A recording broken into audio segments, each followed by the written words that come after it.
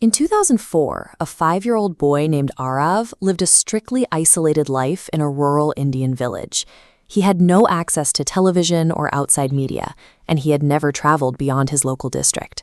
That year, he told his mother that she was not his real mother, and that his name was actually Rohan. Arav began repeating a very specific set of details: a father named Mahendra, a white temple, and a blue house. He claimed these were located in a village he had never visited. The location he described was exactly 100 kilometers away. For a child with no access to maps or transportation, he had no physical way to bridge. He repeated the same story every day for weeks. This wasn't a passing whim. The consistency of his claims began to create deep tension within his family. A local school teacher eventually stepped in. He believed the boy was simply stuck in a fantasy, and he decided the best way to help the family was to document the claims and systematically disprove them. A trip to the coordinates Arav provided, intending to show the boy that the blue house and the village did not exist. What began as a simple effort to silence a child's imagination soon led the family toward a set and local authorities could not easily reconcile. As they approached a village nearly 2 hours away, Arav took over the navigation. Without a map, directions until they reached the exact area he had described. He walked through the narrow lanes with total familiarity, stopping at a faded blue house where he recognized an elderly woman standing in the doorway. Arav pointed to a wooden cupboard. He noted it had been moved, a detail the family confirmed Rohan had died. He then led the group to the backyard and told them to dig beneath a specific mango tree. Beneath the soil, they found a rusted Inside were childhood photos and a silver watch that had belonged to Rohan. The discovery changed the nature. Local police and university researchers were called in, transforming the event into a formal investigation. Investigators were now dealing with no theory of an overactive imagination could explain how a child found a buried object in a village he had never visited. A new team of independent investigators arrived to conduct a series of blind tests, isolating Arav to ensure he wasn't being coached. In a lineup of several men, Arav immediately identified Rohan's former best friend.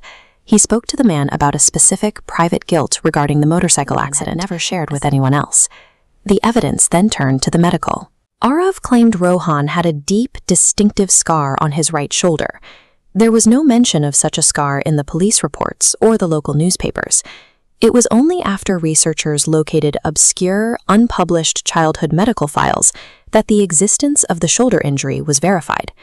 For the final test, researchers took Arav to an abandoned farmhouse connected to Rohan's accident, a location that had been kept strictly confidential by the police. Arav refused to enter the building. He told the investigators that this was where he had gone immediately after the accident occurred. He pointed to a hidden cavity in the wall behind a rusted toolbox. Inside, investigators found a weathered notebook. Tucked within the pages was a secret handwritten letter that Rohan had written to his mother but had never actually delivered. The combination of unrecorded history and these private physical secrets left the investigation without a conventional explanation. The theories of coincidence or subconscious gathering were no longer sufficient to cover the facts.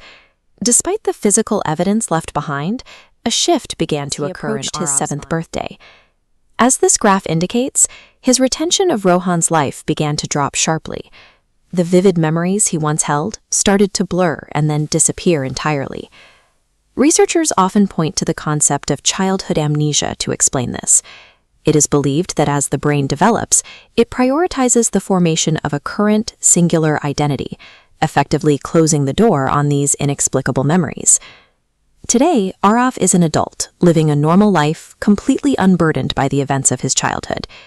He is aware of the documentation and the objects found, but he no longer has any emotional connection to the memories of Rohan. The lead investigator eventually closed the thick investigation file, noting for the official record that the case remained technically unresolved. He maintained that today, Arav is an adult, living a normal life, completely unburdened by the events of his childhood. He is aware of the documentation and the objects found, but he no longer has any emotional connection to the memories of Rohan. The lead investigator eventually closed the thick investigation file, noting for the official record that the case remained technically unresolved. He maintained that their purpose was never to prove a specific spiritual theory, but to follow the verified evidence to its logical conclusion, even when that conclusion remained out of reach. Even with the advancements in modern neuroscience, cases like Arav's suggest there are still aspects of human memory and consciousness that we have yet to fully map. That conclusion remained out of reach. Even with the advancements in modern neuroscience, cases like Arav's suggest there are still aspects of human memory and consciousness that we have yet to fully map.